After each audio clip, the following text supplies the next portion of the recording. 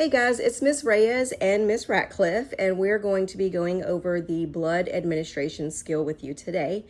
So the first thing that you're going to do is you're going to verify the physician's order. Then you're going to verify informed consent. You're going to check that there's correct IV size and placement and the IV is patent on your patient. And then you're going to gather all the necessary supplies and equipment. Okay, so we always want to verify that we have a good working IV before we go down and get blood, because you only have a certain time to hang that blood. So you're going to want to go check your IV, make sure it is patent, and that you can give blood through this IV. So we've done that. You're also going to want to make sure you have an order for this, obviously, and that you have informed consent. And then we also need to gather our supplies. Okay, so we're going to need to verify our physician's order. So right here we can see that we have a physician's order for packed red blood cells. They want 2 units, and our patient's hemoglobin is 6.3. So you need to know why we're giving blood. And our physician has signed it, and then we also need to look at our consent. And we have 2 nurses here, so Ms. Reyes is verifying the order, and I'm also verifying the order as well. We also have a consent, and our patient has signed the consent for a transfusion. All right. All right, guys, so I've gathered my supplies. So we're gonna need some normal saline. We're also gonna need blood tubing or Y tubing, and then we're gonna need some alcohol. So we're gonna go ahead and prep this and get this ready before we go get our blood, because we only have 30 minutes to hang our blood, and we want to make sure we have a patent IV. We've already talked about that, and that we have all the supplies ready to go. So I'm going to go ahead and get my tubing ready and spike my bag. Okay. So I'm going to go ahead and open this, make sure I'm looking at the packaging, making sure it's not expired or anything like that. No rips or tears, it's not discolored. The first thing we always do with any tubing is clamp the line, right? So we're gonna clamp the line, and on this one, you're gonna see that you have 2 spikes and 2 clamps up here, and then you have a clamp down here. So I'm gonna close all the clamps. So all 3 clamps are closed. We're not dragging this on the ground. Okay, so I've got all clamps closed. The next thing I'm going to do is I'm going to spike my normal saline. Okay. So again, we're being very intentional with our connections, making sure we're not touching our tips. I do not have a good hold on this. Give me just a second, guys.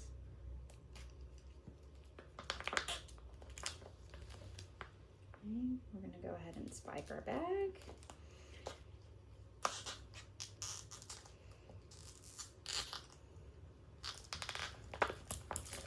All right, now we're gonna go ahead and hang it.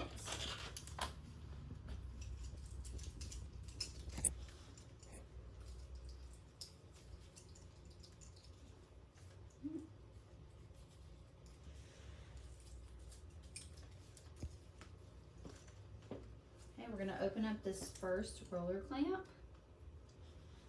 Nothing's gonna happen yet because we still have this one closed. We're going to fill up our chamber. So if you want to zoom in real fast.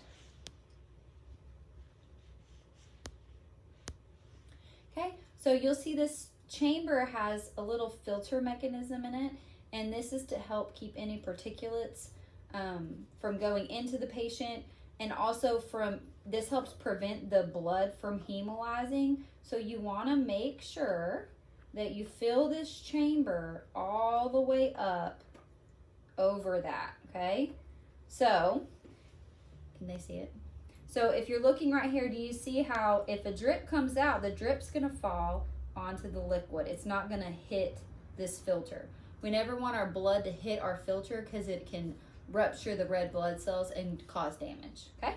So now that we've got our chamber primed, we're gonna go ahead and prime our tubing. Our trash can.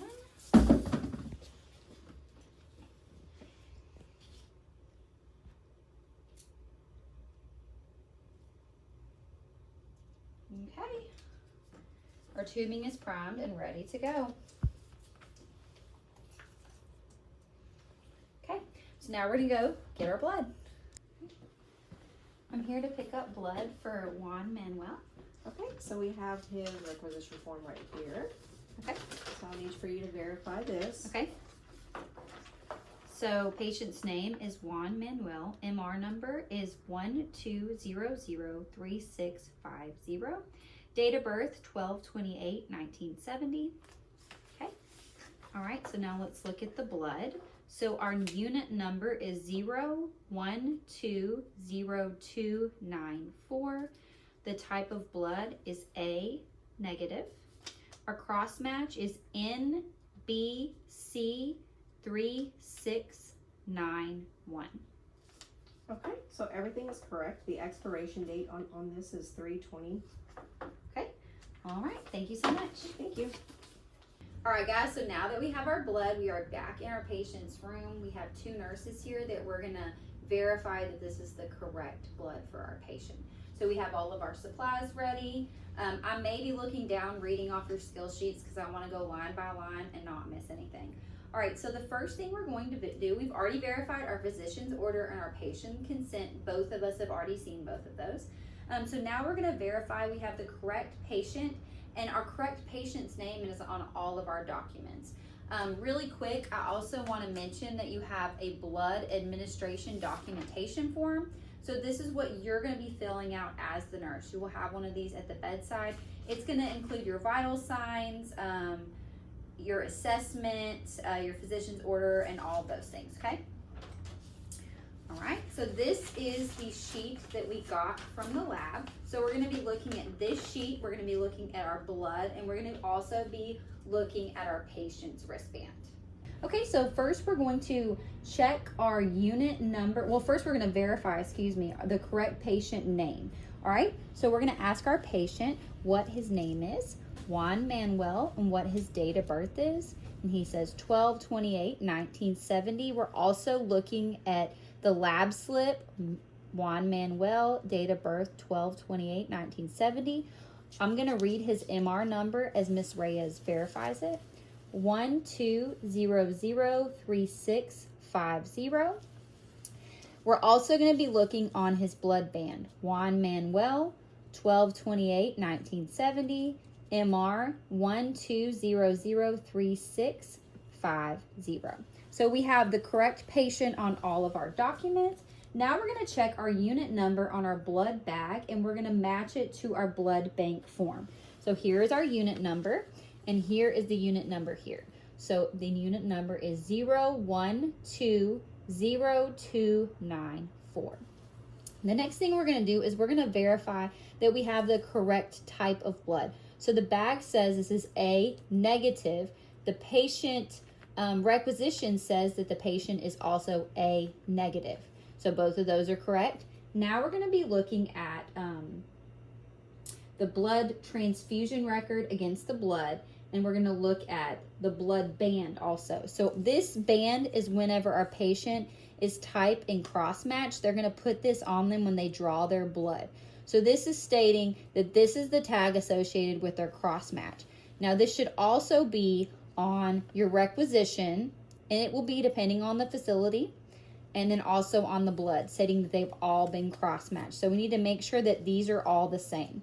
So we have NBC3691, NBC3691, they're all the same. The last thing we're gonna do is we're gonna check the expiration date on our blood product. And it is 3/20/2024. So if you're watching this after this date, it may be expired to you, but in the video it is not. So we're going to pretend like it is good to go. Okay, so 2 nurses have verified our blood product against our patient. And we also are going to ask our patient any transfusion reactions that he's had in the past, and he states no. Okay, so now we're going to connect the tubing to the blood product.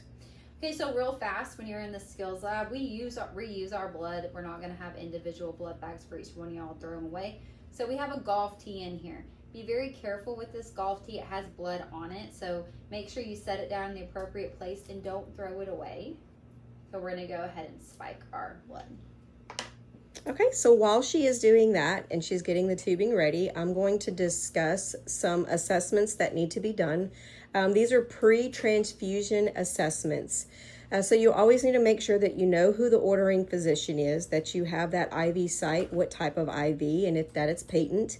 You also want to assess the patient's lungs for rales, bronchi. You want to look at their skin to see if they have any hives or rashes, because you want to know, was this pre-administration or are they having a transfusion reaction because of the blood transfusion. Their urinary output should be greater than 30 mLs per hour. And then you also need to note the date and the time that you started the unit of blood. So you'll also need to make sure that you collect baseline vital signs throughout this patient's transfusion before, during, and after. Okay, so you are gonna get vitals before we start blood. So now that I have my blood spiked, I'm gonna go ahead and connect my normal saline to my patient. Okay, so I'm gonna get my alcohol. We've already verified we have a good working IV. Scrub my hub 10 to 15 seconds.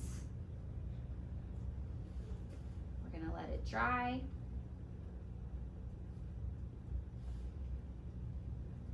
And then we're gonna connect.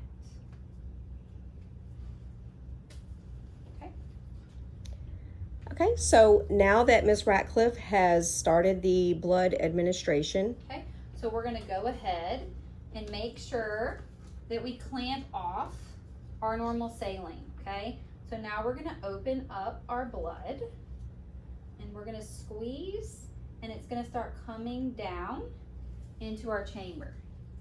Okay. All right, so now we're gonna open up our roller clamp. You'd always wanna run blood on a pump, okay? So we wanna start off really slow in the beginning and make sure that we start slow, so if our patient starts having a reaction, we will be able to stop it, okay? But since we're not using a pump, I'm gonna go ahead and open this up. And your blood doesn't start until it actually hits your patient, okay? So we're gonna wait just a second. So once the blood hits our patient, that is when we will say that our transfusion has started. So we've already taken our vital signs.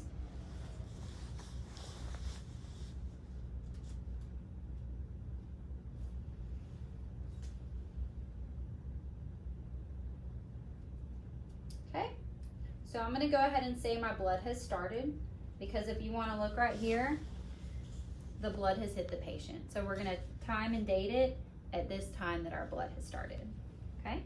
So we're gonna stay with our patient. Ms. Reyes can leave at this point because we have already done the 2-nurse identifier. I did clamp it off because I don't want the blood running all into my patient. But Ms. Reyes can leave at this point. So I'm gonna be monitoring my patient. I've also educated them on signs and symptoms of a reaction.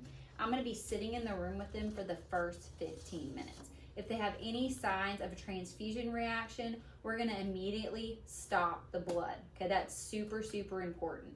We're gonna stop the blood and we're gonna get new normal saline with new tubing, and we're gonna hang that, okay? We're also gonna take our tubing, our old tubing, and we're gonna send it back to the lab, but we're gonna take care of our patient first. We need to do an assessment on them. We need some fresh vital signs.